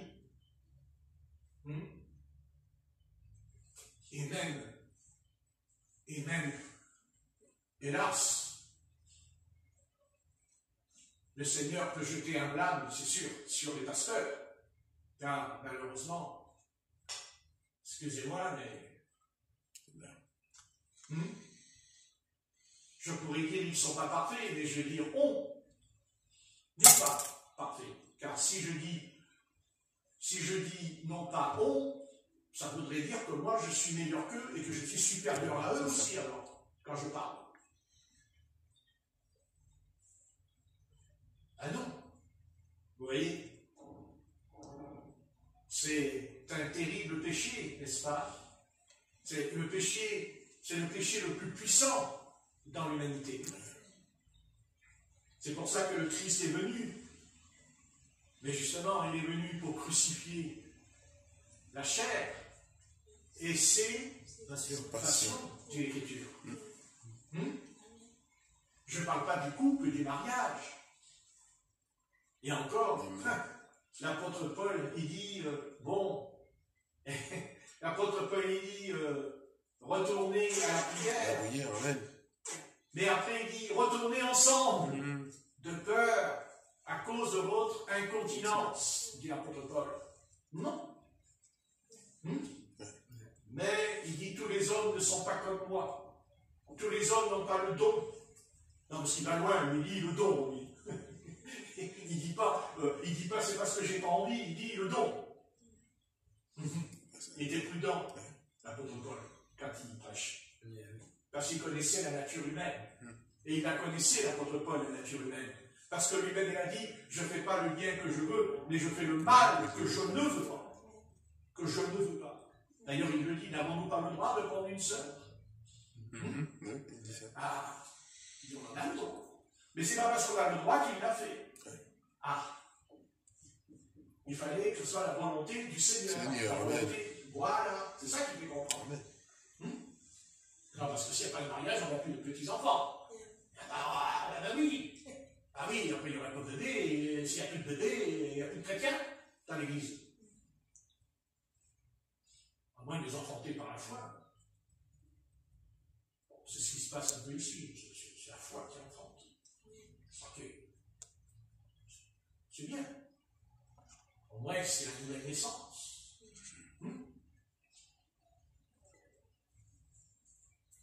Voilà. N'oublions jamais que Christ s'il a payé le prix sanglant, parce que c'est sanglant, le sang a été versé, mais lui, le juste, lui sans péché, lui qui était parfait, lui le divin, s'il a payé le prix, c'est que la mort éternelle, ça doit être terrible, à mon avis. Je pense que là, on va, après, ça va être terrible.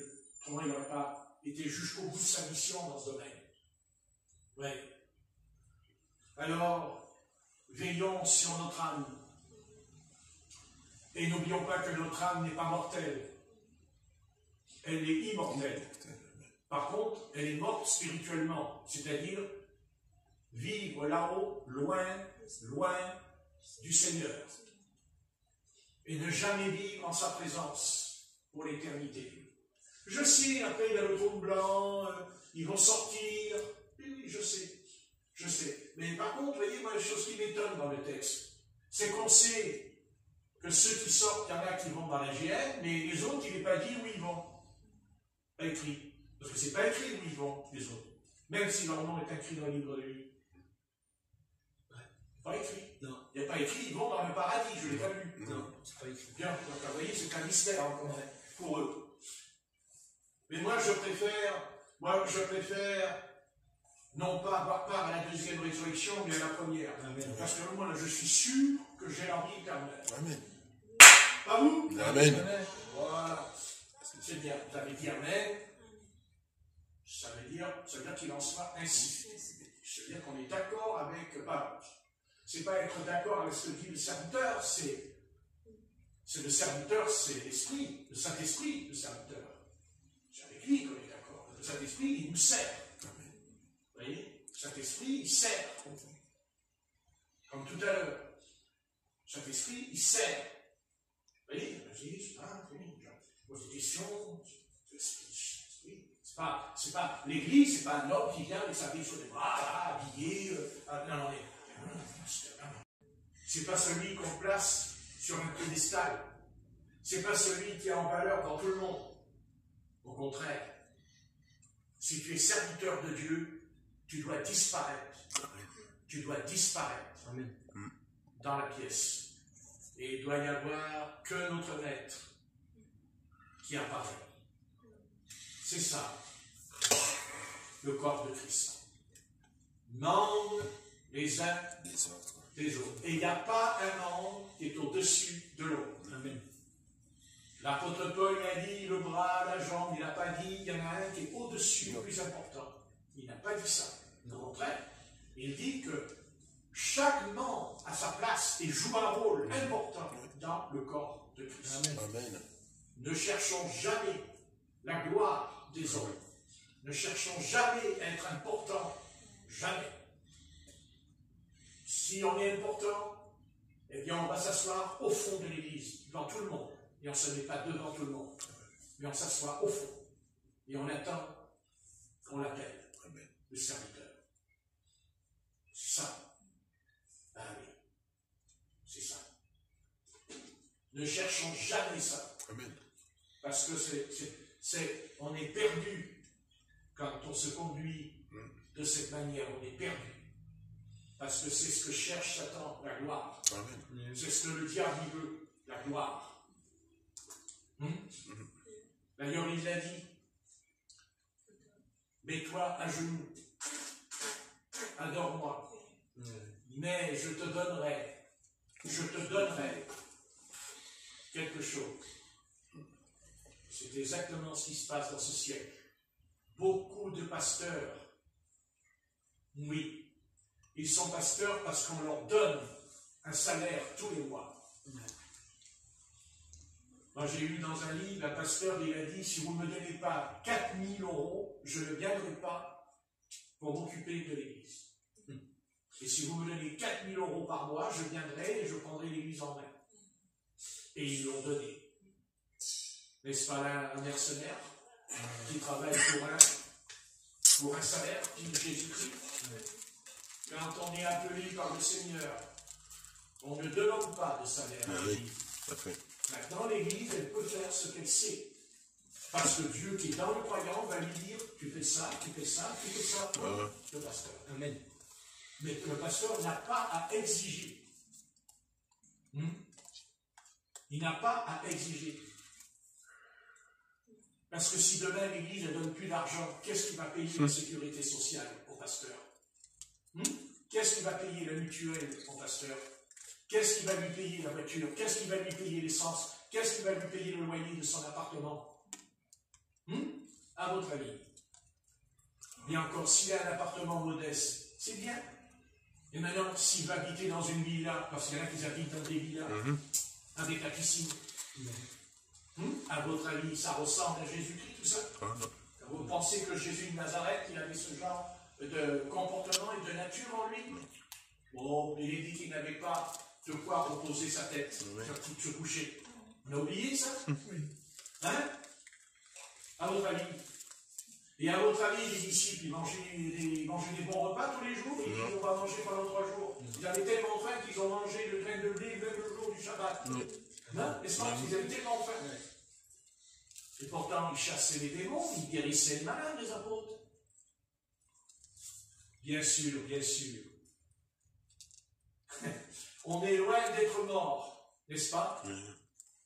Très loin. Alors tâchons de demander au Seigneur, Seigneur, tu sais que je ne veux pas mourir et je ne veux pas mourir, je n'ai pas envie, je sais, dit Seigneur. C'est normal, ta nature t'en empêche. Mais si tu me demandes que j'opère en toi cette chose, je le ferai. Amen.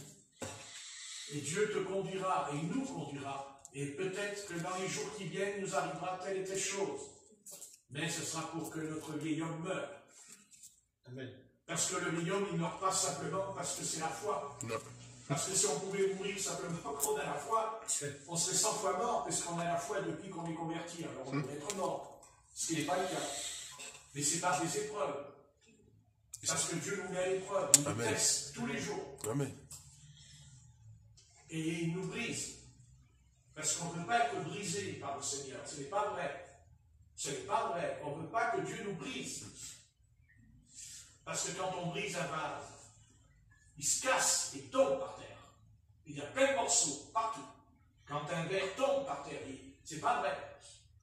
Si le verre il tombe et qu'il ne se brise pas, eh bien, il n'y aura pas des morceaux de verre qui s'éparpillent partout par terre.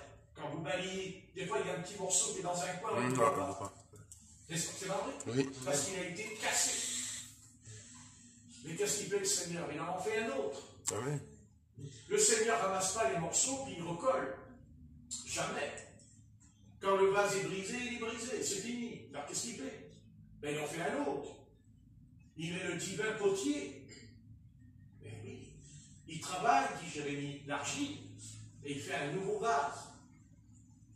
Quand le Seigneur échoue en nous, il recommence. Et encore, il recommence. Ça peut durer 50 ans même. Mais il recommencera. Parce qu'il obtiendra ce qu'il veut. Un vase d'honneur. Amen. Et non pas un vase de vie. Parce qu'on peut prophétiser. On peut parler en d'autres langues. On peut chasser même les démons. On peut même faire des miracles et des guérisons au nom de Jésus-Christ. Mais le vase, lui, il n'a pas été brisé. Le vase n'a pas été cassé en deux. Un peu ce que dit le vase au sujet du parfum de nard, n'est-ce pas? Amen. Il dit que le vase s'est brisé et le parfum a été répandu sur le Seigneur. Et quand le vase a été brisé, autrement le parfum il restait à l'intérieur, il fallait que le vase soit brisé pour que le parfum puisse aller sur le Seigneur. C'est pareil pour nous. On ne peut pas répandre la vie éternelle sur notre prochain. On ne peut pas. Mais non, c'est faux. On peut recevoir la puissance du Saint-Esprit. C'est ce qui s'est passé pendant ces siècles. Il y a eu des guérisons partout. Il y a eu des bonnes choses. Mais le vase, il n'a pas été brisé. Et donc, comme le vase n'a pas été brisé, ben, tout s'est arrêté. Tout est tombé à l'eau. Parce que le Seigneur a dû prendre une décision. Il a dit oui, je leur accorde des dons, mais le vase n'est pas brisé. L'homme charnel n'est pas crucifié en Christ. Donc, pour que nous ne soyons pas perdus, parce que si on chasse les démons et que le vase n'a pas été brisé, si on chasse les démons et qu'on est charnel, mais on ne peut pas être sauvé, puisque le Seigneur a dit, retirez-vous de moi, ouvriers d'iniquité, je ne vous ai jamais connu. Donc, il ne veut pas qu'on chasse les démons. Comme ça, on n'entendra pas le Seigneur qui dit « t'es perdu ». Donc, c'est pour ça que Dieu ne chasse pas les démons. Parce que s'il le fait, et dans l'état où on est sur le plan spirituel, on s'est perdu ce soir. Et vaut mieux pas. À votre avis, s'il le faisait, qu'est-ce qu'il va nous dire puisqu'on n'est pas brisé? La vérité du christianisme, le vrai christianisme dans la Bible, c'est pas simplement le baptême d'eau au nom de Jésus-Christ, c'est pas simplement le parler en langue, c'est pas seulement les dons de l'onction. Le christianisme qui est authentique, parce qu'aujourd'hui il y a un faux christianisme, c'est normal puisqu'il y a une fausse église sur la terre. Ben, attendez, quand on ne dit pas la vérité, c'est qu'on dit quelque chose de faux. Amen. Il faudrait savoir. Oui. Donc si je dis la vérité, c'est que je suis dans le vrai. Et si je suis dans le vrai, c'est parce que je suis en Christ. Parce qu'il n'y a que Christ qui dit la vérité. Amen. À condition que je sois rempli du Saint-Esprit en plus. Ben oui. C'est ça le problème. Donc il faut prier dans ce sens. Et dire, Seigneur, c'est vrai, je ne suis pas brisé. Je n'ai jamais été brisé. Et maintenant, Seigneur, je veux que tu me brises. Il faut le faire, tant pis. Je sais que ça va me faire mal. Je sais que ça va me faire très mal. Mais tu as dit aussi que si le grain de blé est brisé, il y a la vie. Amen. C'est un choix. Alléluia. Soit nous voulons confiner la vie de Dieu en nous, c'est-à-dire nous voulons que la vie de Dieu en nous, la vie d'esprit en nous soit confinée, enfermée. Quand il y a eu la pandémie, qu'est-ce qu'il fait Satan? Il nous a enfermés. Satan nous enferme.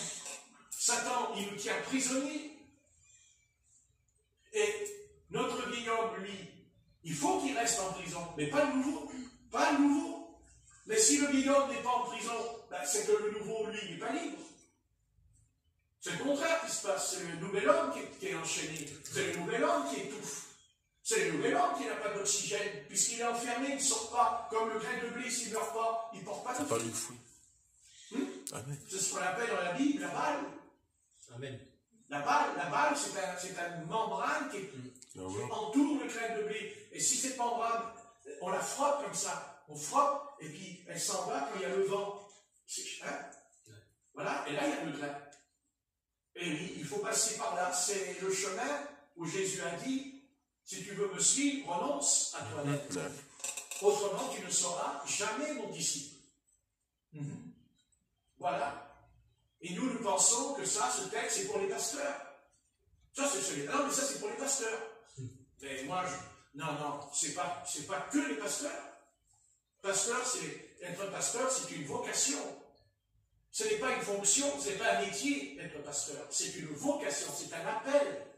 Comme il y a l'appel des docteurs, des évangélistes, des prophètes. Mais ça n'a rien à voir. Je peux être pasteur et ne pas être brisé. Je peux être un prophète et ne pas être brisé. Quand il y a un certain prophète que nous connaissons, on ne dira pas son nom, mais quand il est sorti de sa maison et qu'il a cassé la figure d'un petit jeune parce qu'il démolissait sa vitrine, le prophète, il n'est pas brisé. Ah oui. Un prophète ne peut pas casser la figure à un jeune de 18 ans parce que le maire lui a demandé de faire des travaux. Si on est brisé, on ne va pas courir dans la forêt pour attraper le jeune homme et le frapper. Et pourtant, c'était un prophète. On ne va pas dire que c'est pas vrai. Mais il était prophète. Oui, mais parce qu'il y avait l'onction. Tu es pasteur parce que tu as l'onction. Tu es docteur parce que tu as l'onction. Mais c'est une onction différente, puisque ce n'est pas le même ministère. Vous comprenez? C'est pas dire, quand je dis que ce n'est pas la même onction, je ne veux pas dire que ce n'est pas la même naissance divine, attention. Mais ça veut dire c'est-à-dire que comment l'œuvre différente. Parce que tout le monde ne peut pas être docteur, pasteur en même temps. Amen. Si, il y en a qu'un qui a pu l'être. Si, il y en a un qui a été ça dans l'église primitive. Le seul, c'est l'apôtre Paul. Il avait tous les ministères, l'apôtre Paul. Tous les ministères. Mais, l'apôtre Paul, il n'avait pas le ministère comme l'apôtre Paul. L'apôtre Pierre a dit lui-même que le Seigneur avait donné des révélations à l'apôtre Paul. Il a reconnu qui était l'apôtre Paul, l'apôtre Pierre. Il s'est abaissé quand même, pas devant Paul, mais devant le ministère que Paul avait quand il dit « Si vous saviez la connaissance que j'ai des mystères de Christ », il dira. L'apôtre Pierre n'a pas été ravi au 3e ciel comme l'apôtre Paul. Paul, il a été ravi, il est rentré dans le paradis tout en étant vivant. Mais il a passé sa vie aussi en prison. Il a été frappé. Il a été traîné par terre, on croyait qu'il était mort. Dans les actes, c'est écrit, vous croyez qu'il était mort par terre. N'est-ce pas? C'est sûr. Voilà. Eh oui. Le gros problème qu'il y a eu dans ce siècle, avec tous ces évangélistes américains, puis après c'est venu aussi dans tous les... C'est venu aussi en France, en Europe, ces grands ministères d'évangélistes. Les malades sont guéris, les démons sont chassés, les paralytiques sont... Non mais d'accord. Bien sûr, ça c'est l'onction qui est descendue. Mais qu'est-ce qui reste de l'homme? Et qu'est-ce qu'il en reste aujourd'hui de tout ça? Elles sont où toutes les âmes qui ont été guéries? Elles sont où toutes les âmes qui ont pris le baptême? S'il fallait ramener toutes les âmes qui ont pris le baptême, il n'y aurait pas une église qui pourrait les remplir. Ils ne pourraient pas. S'il fallait les ramener, ils sont où? Ils sont où? Voyez? Voilà. Voilà, mais il y a seulement le grain de blé qui meurt, qui ne porte pas de fruits, beaucoup de fruits, dit la Bible. C'est ce qui est écrit dans l'évangile de Jean. Vous voyez? Donc n'essayons pas de porter du fruit nous-mêmes, ça ne marchera pas. Il faut accepter cette doctrine importante, et c'est normal qu'elle nous inquiète, mais c'est sûr, quand on est brisé, quand on jette un verre par terre, le verre il va dans tous les... C'est sûr, eh bien oui, c'est brisé, ça fait même du bruit, même par terre. Mais c'est comme ça. Il n'y a pas de choix. Maintenant, le Seigneur ne le fera pas. Attention, le Seigneur ne le fera pas si on ne veut pas. Il attend notre consentement. Il attend que c'est oui ou non. Mais il ne le fera pas. Ah non, non, non, non. Ah non, non. Ah non. Satan, lui, il fait ça. Il vous jette par terre. Sans vous demander si vous êtes d'accord. C'est un briseur. C'est un tueur. Mais pas le Seigneur. Non. Il nous en parle au travers des textes bibliques. Faut-il encore lire la Bible? Évidemment. Si on passe son temps devant le smartphone, on n'est pas en train de lire la Bible. Évidemment. Évidemment. Bon, je ne vais pas faire monter le ton, mais le ton, il monte tout seul. Qu'est-ce que vous voulez? Autant du pasteur Spurgeon, autant du pasteur Finet, autant du pasteur John Wesley, autant du pasteur Martin Luther et de Jean Calvin. Ils prêchaient aussi avec puissance, mais ils prêchaient des choses à leur âge. Ils étaient violents. Aujourd'hui, pas la même chose. Et c'est aussi violent. Mais pas la même chose. Pour réveiller l'Église, pour pas qu'elle tombe dans le sommeil. Pour pas qu'elle tombe dans le coma, l'Église. Parce que quand tu es dans le coma, mon ami, tu es pas mort. Tu es presque mort. Bien, on va arrêter, hein, parce qu'on va carrément mourir, carrément, on va par terre. On va se voir rentrer à la maison s'il continue le frère Patrick. Tu touches ton frère à Pierrot, mais il dit rien, parce qu'il ne me dérange pas. J'écoute. Pourquoi tu déranges ton frère, Pierre, en le tapant avec tes mains sur lui? Tu le distrais, mon frère.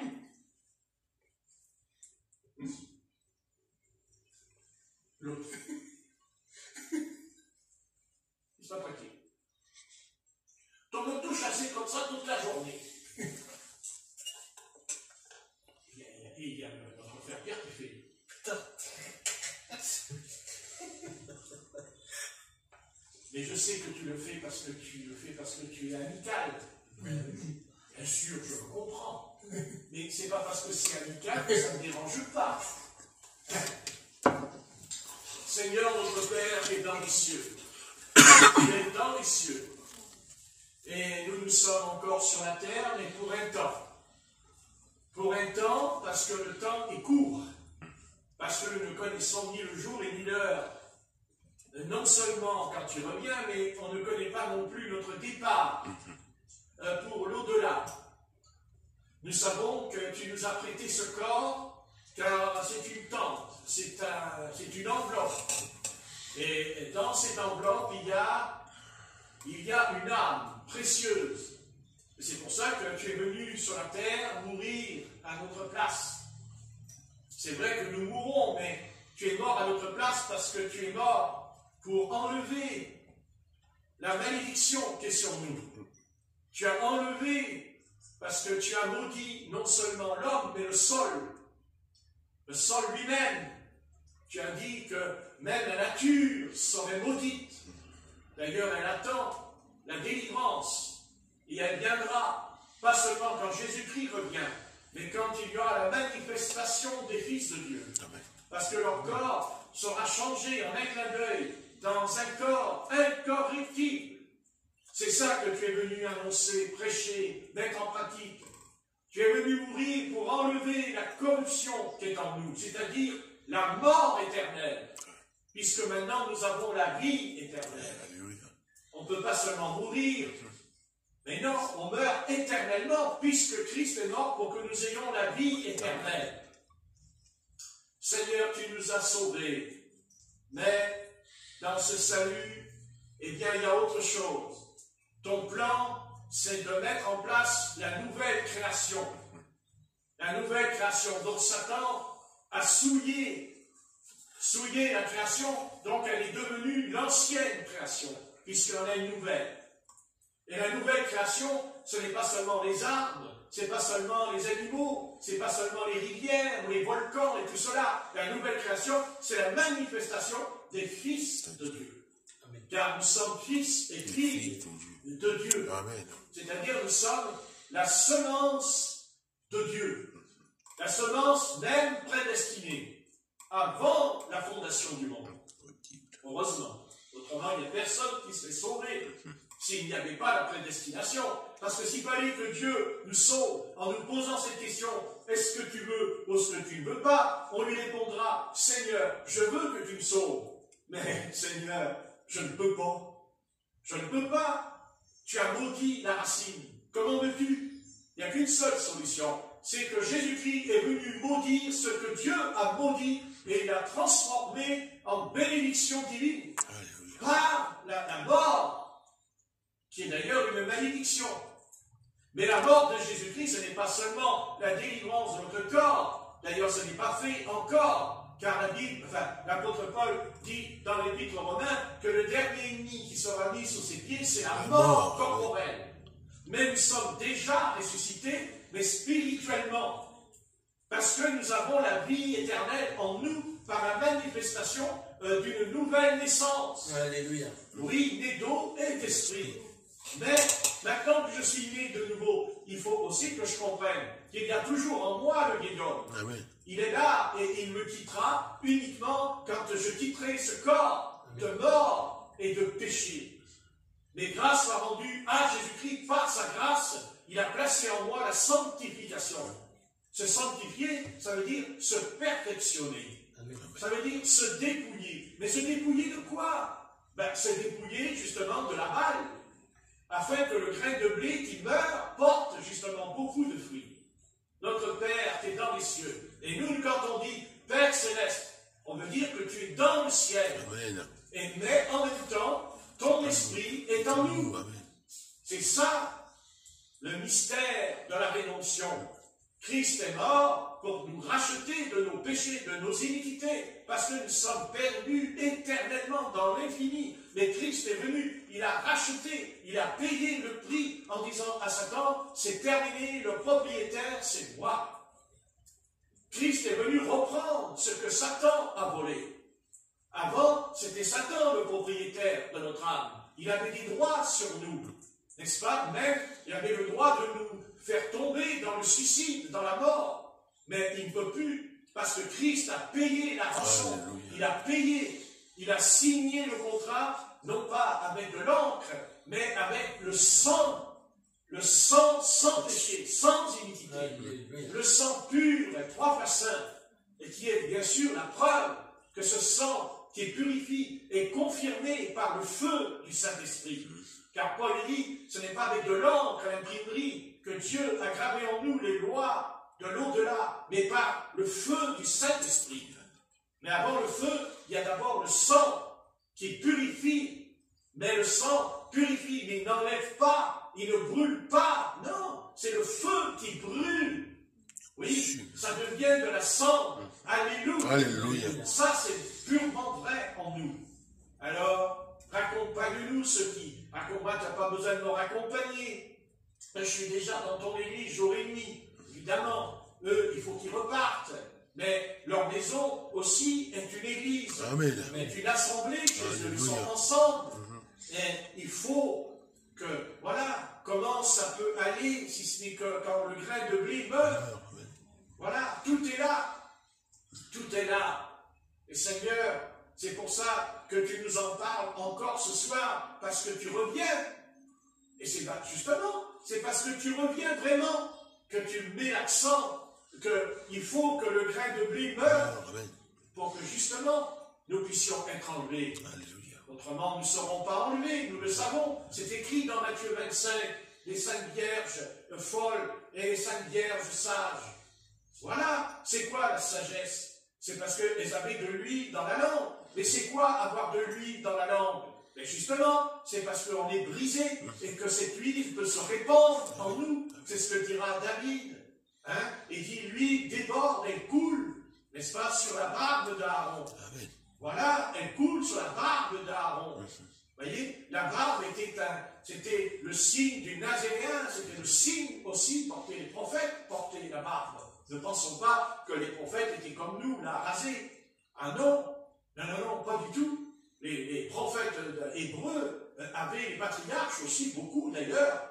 Vous voyez, ça c'était un détail, mais c'était un signe très important qui avait un rôle important parmi les nations, parmi les peuples autour d'eux.